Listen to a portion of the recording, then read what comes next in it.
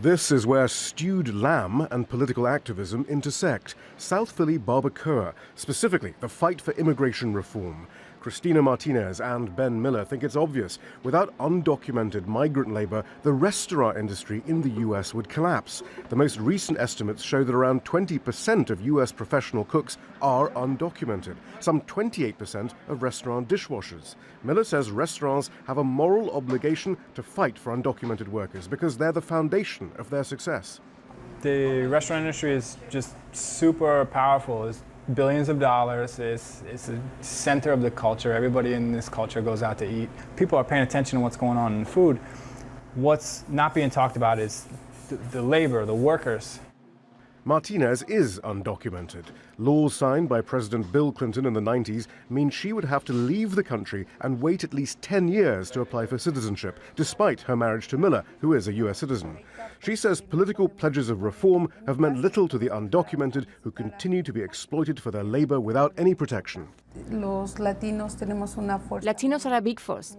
We work in restaurants, agriculture, construction. But the sad thing is that though the government wants our support, they never give us any in return. They just continue deporting us.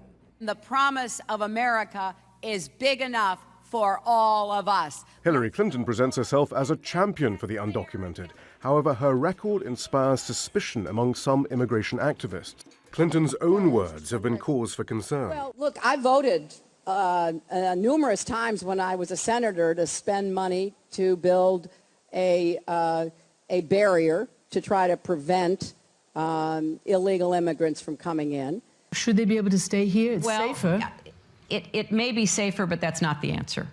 The Clinton campaign did not respond to our request for an interview, but she has now reversed her position on all these issues, yet some activists remain wary, in part due to her record as Secretary of State.